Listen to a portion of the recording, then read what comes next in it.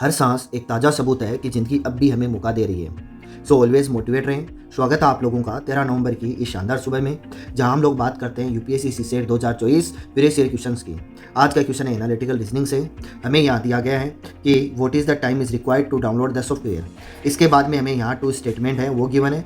Statement first की बात करते हैं, the size of the software is 12 megabyte. और स्टेटमेंट सेकंड हमें दिया गया है कि the transfer rate is 2 to 4 kilobyte पर सेकेंड।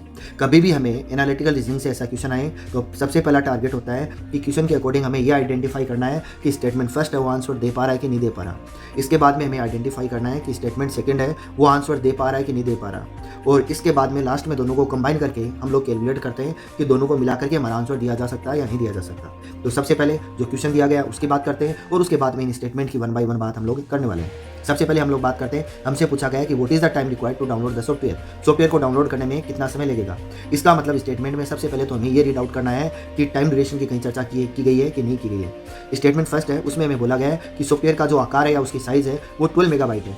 हमें ये पता है कि इसकी साइज दे रखी है लेकिन टाइम के बारे में कुछ भी मेंशन नहीं है। तो हम क्या कहेंगे कि टाइम नोट गिवन। जब टाइम नोट गिवन है तो हम कह सकते हैं कि स्टेटमेंट फर्स्ट है is insufficient to answer the question. इस क्वेश्चन का आंसर देने के लिए स्टेटमेंट फर्स्ट है वो इनसफिशिएंट है, तो ये हमारा पहला कंप्लीट हुआ। अब सेकंड पे चलते हैं। सेकंड स्टेटमेंट हमें जो दिया गया उसकी बात करते हैं।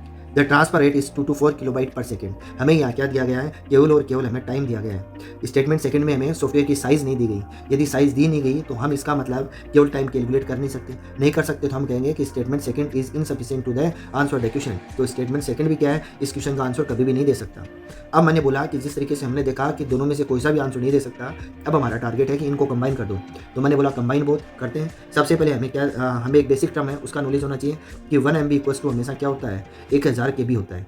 तो यहाँ से हम लोग बात करते हैं कि 12 MB इक्वल्स टू कितना हो गया, 12,000 KB हो सकता है। अब हम लोग किसकी बात करते हैं, यहाँ जो हमें दिया गया स्टेटमेंट फर्स्ट में हमें कितना दिया गया है, 12 MB की बात की गई, मेगाबाइट की बात की गई है। हम इसको किस में चेंज करेंगे, KB में, क्योंकि स्टेटमेंट सेकंड में जो ट्रांसफर रेट है वो KB में दी गई है। तो यहाँ कितना आ गया, 12,000 KB। अब हम ट्रांसफर रेट की बात करते हैं तो हमें दिया गया 2.4 KB पर सेकेंड। तो यहाँ से टाइम कैलकुलेट कर सकते हैं क्योंकि हमें कितना दिया गया, 12,000 KB, उसमें किससे डिवाइड कर देंगे, तो 2.4 से हम लोग डिवाइड कर देंगे। सो हमारा आंसर क्या आ जाएगा, 5000 सेकेंड। अब हमने देखा कि स्टेटमेंट फर्स्ट और स्टेटमेंट 2 है, दोनों को मिला करके हम लोग क्या कर सकते हैं, आंसर दे सकते हैं।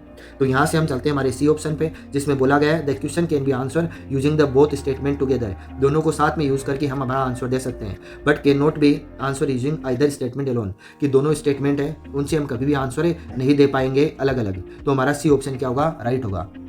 इस तरीके के क्वेश्चन हम हमारे टेलीग्राम चैनल पे भेजते रहते हैं। सो आप हमारे टेलीग्राम चैनल को ज्वाइन कर सकते हो। कोई भी डाउटफुल क्वेश्चन है नीचे दिए गए व्हाट्सएप नंबर पे आप लोग सेंड कर सकते हो।